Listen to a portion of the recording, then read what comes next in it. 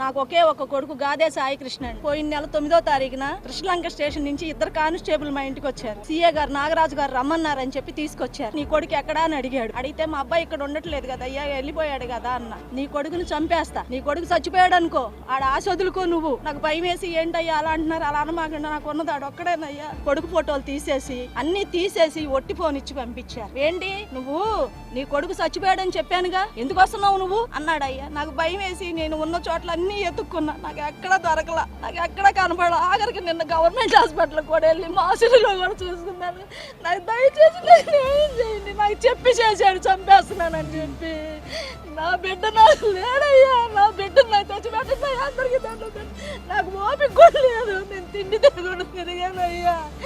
నాకు ఎక్కడున్నాడు ఇదయ్యా నా బిడ్డ,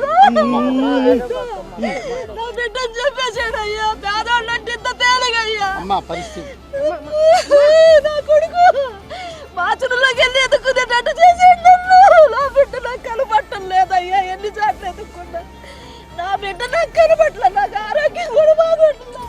నెల రోజుల నుంచి నేను తిరుగుతున్నా, వాటికి 24 రోజులు 25 రోజులు ఎక్కడున్నా సరే నాకు ఫోన్ చేస్తాడు. అక్కడికే అడిగా అయ్యా ఒక్కసారి ఫోన్ చేపించండి, మాట్లాడించండి, మీరు ఎన్ని రోజులైనా పెట్టుకోండి అన్నాను అయ్యా. అయ్యో